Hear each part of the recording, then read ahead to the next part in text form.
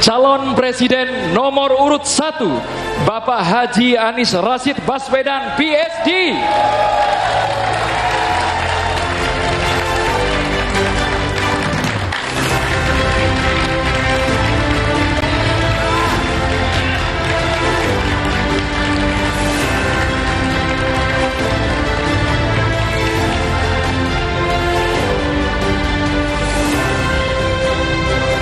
Ya, calon presiden nomor urut 2, Bapak Haji Prabowo Subianto.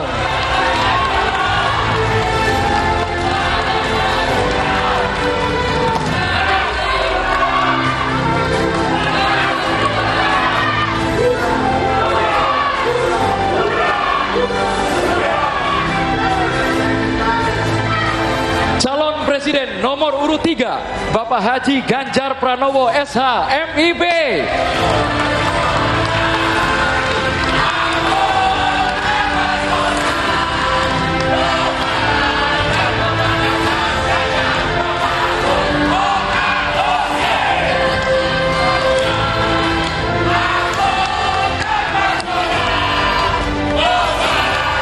Mohon tenang Bapak Ibu, nanti akan kami berikan kesempatan untuk memberikan apresiasi setinggi-tingginya kepada masing-masing calon presiden.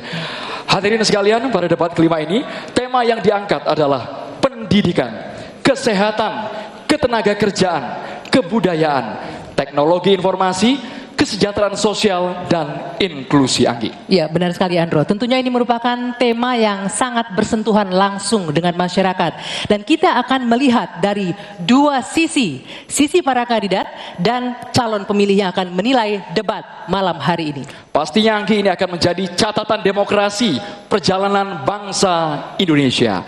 Hadirin sekalian, baik, kita akan langsung memulai debat sesi pertama dengan mendengarkan visi, misi, dan program kerja masing-masing calon presiden. Ya, Andro dan pemirsa, jika pada debat sebelumnya diawali dari kandidat nomor urut 1, di debat kali ini akan dimulai dari kandidat nomor urut 2. Kami persilakan calon presiden nomor urut 2, Bapak Prabowo Subianto untuk menyampaikan visi, misi, dan program kerja. Waktu Bapak 4 menit, dimulai dari Anda berbicara. Bismillahirrahmanirrahim. Assalamualaikum warahmatullahi wabarakatuh. Shalom, Om Swastiastu, Namo Buddhaya. Saudara-saudara sekalian, Prabowo Gibran memiliki rencana besar yang kita beri nama Strategi Transformasi Bangsa. Inti daripada strategi ini tentunya adalah meningkatkan kemakmuran bangsa Indonesia dan terutama memperbaiki kualitas hidup manusia Indonesia, seluruh rakyat Indonesia. Salah satu proyek strategis kita intinya adalah memberi makan bergizi untuk seluruh anak-anak Indonesia, termasuk yang masih dalam kandungan ibunya, dan selama sekolah sampai dari usia dini sampai dewasa. Ini akan mengatasi angka kematian ibu waktu lahir. Ini akan mengatasi kurang gizi anak, stunting. Ini akan menghilangkan kemiskinan ekstrim. Ini akan menyerap semua hasil panen para petani dan nelayan. Ini akan meningkatkan pertumbuhan ekonomi kita minimal sekitar 1,5 sampai 2%. Dengan demikian kita mengatasi masalah-masalah fundamental dalam memperbaiki kualitas hidup rakyat Indonesia menuju kepada menghilangkan kemiskinan dari bumi Indonesia. Di bidang kesehatan, kami akan membangun rumah sakit modern di setiap kabupaten dan kota, dan puskesmas modern di setiap desa di seluruh Indonesia. Kami akan segera mempercepat mengatasi kekurangan dokter di Indonesia. Kita kekurangan sekitar 140.000 dokter, dan itu akan kita segera atasi dengan cara kita akan menambah fakultas kedokteran di Indonesia. Dari yang sekarang 92, kita akan membangun 300 fakultas kedokteran.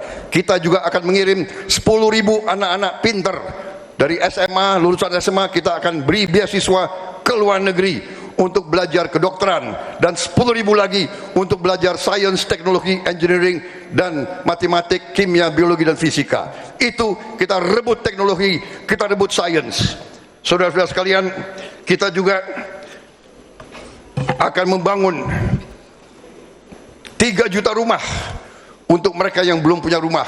1 juta di pedesaan, 1 juta di pesisir, 1 juta di perkotaan. Saudara-saudara sekalian, kita yakin bahwa pendidikan strategis. Kita harus memperbaiki gaji guru, termasuk gaji honorer, meningkatkan kompetensi guru. Kita harus memberi pelatihan-pelatihan, penataran-penataran, dan juga seluruh penyelenggara negara, ASN, TNI, Polri, penyuluh-penyuluh pertanian di mana-mana harus kita perbaiki gajinya sehingga kualitas hidup mereka akan baik, sehingga mereka bisa memberi pelayanan kepada rakyat dengan sebaik-baiknya. Saudara-saudara sekalian, itu beberapa program unggulan kami dalam rangka strategi transformasi bangsa. Kita tidak hanya sekedar mau pembangunan, kita mau transformasi bangsa kita di atas landasan ekonomi yang sudah dibangun oleh Presiden Joko Widodo dan presiden-presiden sebelumnya. Saudara-saudara sekalian, demikian pemikiran kami. Kami yakin kami akan melaksanakan itu dan kami akan mencapai Indonesia Emas 2045. Terima kasih. Wassalamualaikum warahmatullahi wabarakatuh. Terima kasih Pak Prabowo.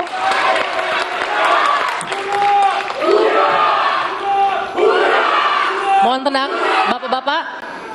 Selanjutnya, calon presiden nomor urut 3, Bapak Ganjar Pranowo, untuk memaparkan visi misi dan program kerja. Waktu Bapak 4 menit dimulai saat Bapak berbicara. Silakan. Assalamualaikum warahmatullahi wabarakatuh. Selamat sore, salam sejahtera untuk kita semuanya. Om Swastiastu, Namo Buddhaya, Shalom, Rahayu.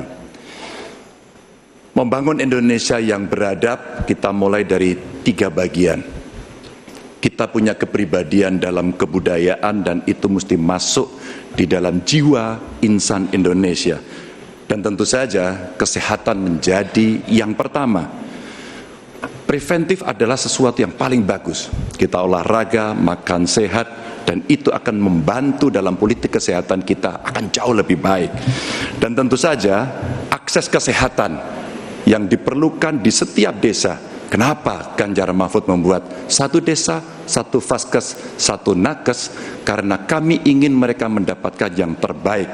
Dan kemudian ibu, anak, lansia, disabilitas, masyarakat adat akan mendapatkan peran yang sama di dalam layanan-layanan kesehatan, di mana di daerah-daerah terisolir mereka membutuhkan akses ini dengan sangat bagus. Kalau itu semua sudah baik Bapak Ibu, maka pendidikan dan kebudayaan mesti kita bangun bersama-sama. Akses pendidikan yang baik, lebih inklusi, kemudian kurikulum yang mantap, dan tentu saja fasilitas yang diberikan harus bisa memberikan akses terbaik untuk anak-anak didik kita, termasuk nasib guru dan dosen. Kalaulah kemudian ini bisa berjalan dengan baik, maka perempuan muda dari Jogja, Mbak Kalis namanya, menyampaikan, Pak Ganjar, perhatikan mereka yang selama ini terpinggirkan. Ada 2 yang utama, kelompok perempuan, dan yang kedua adalah penyandang disabilitas. Tolong betul agar sekolah makin inklusi dan mereka tidak mendapatkan perlakuan yang diskriminatif. Setelah itulah kemudian baru mereka bekerja, dan tentu saja keterampilan yang dia dapatkan melalui pendidikan yang baik ini akan mendorong atau bisa merespon lapangan kerja yang sangat terbuka dan upah buruh yang baik. Sehingga kawan-kawan buruh kemarin bertemu dengan saya, tolong Pak, segera review Undang-Undang Cipta Kerja, karena ini yang perlu mendapatkan keseimbangan dengan nasib kami.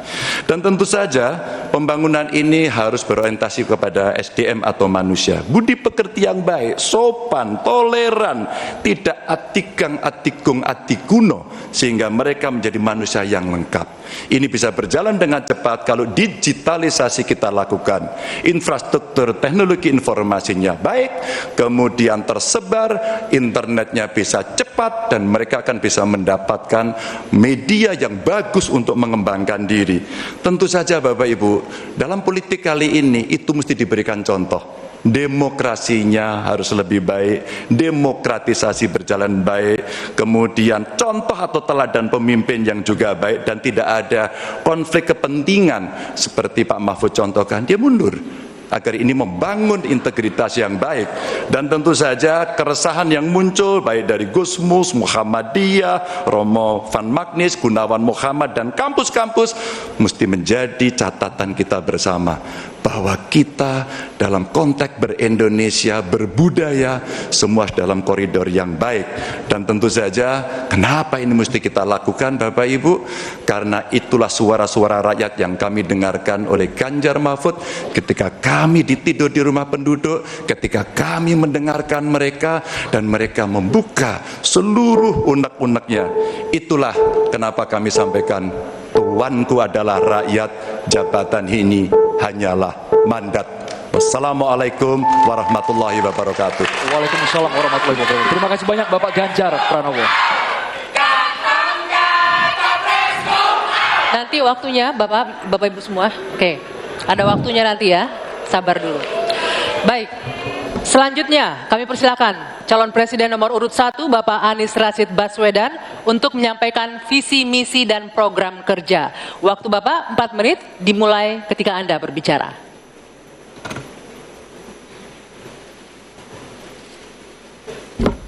Assalamualaikum warahmatullahi wabarakatuh. Waalaikumsalam. Selamat malam, salam sejahtera untuk kita semua.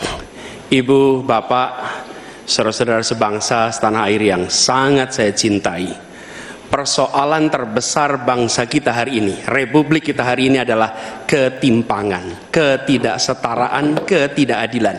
Ketimpangan antara Jakarta dan luar Jakarta, Jawa, luar Jawa, kaya, miskin, desa, kota, pendidikan umum, pendidikan agama, pendidikan kejuruan, dan pendidikan teknis. Ini semua adalah ketimpangan yang hari ini menjadi fenomena membahayakan bagi republik ini. Bahkan di bidang perekonomian, segelintir orang menguasai sebagian besar perekonomian kita. Ketika republik ini didirikan, para pendirinya 60-an orang anggota BPUPKI, mereka adalah orang-orang terdidik, mereka adalah kaum yang privilege, tapi mereka mendirikan republik untuk semua, bukan mendirikan republik untuk kepentingan dirinya, golongannya, ataupun keluarganya. Mereka mendirikan ini untuk semuanya. Kekuasaan yang dibangun untuk memberikan kesempatan kepada semua. Sekarang kita jauh dari cita-cita republik ini. Ketika para pendiri itu kaum intelektual, mereka memilih berjuang di jalur politik. Saya berangkat sebagai pengajar, mendapat panggilan tugas di wilayah politik. Kami akan membawa gagasan pendiri republik untuk kembali mewarnai republik ini, untuk bisa mengarahkan republik ke depan agar kembali pada format awal.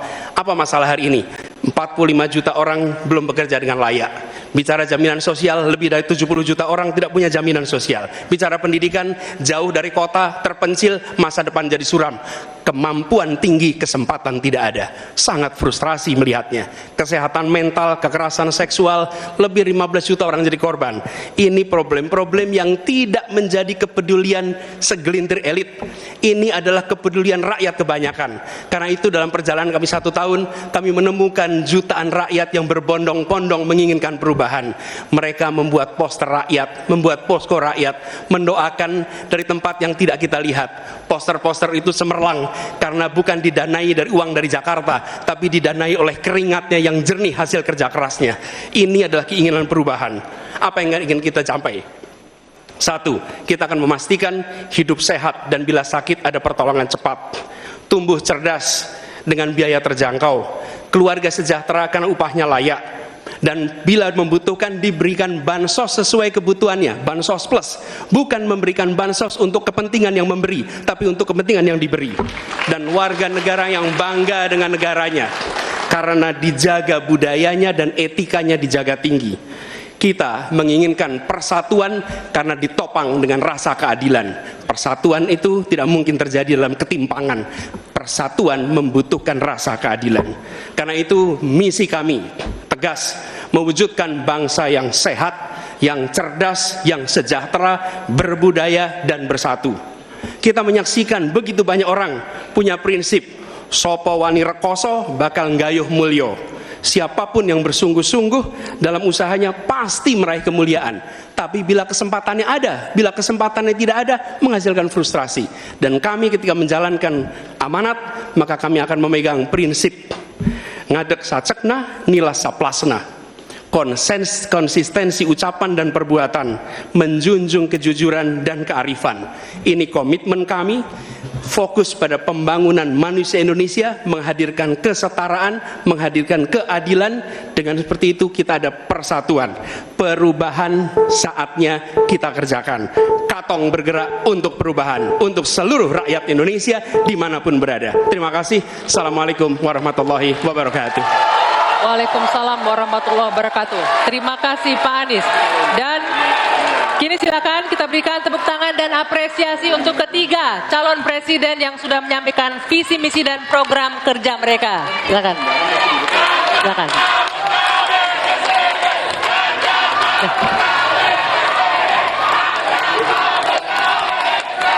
Hadirin sekalian, sesaat lagi kita akan masuk ke segmen memperdalam visi misi dan program kerja para calon presiden yang telah disampaikan.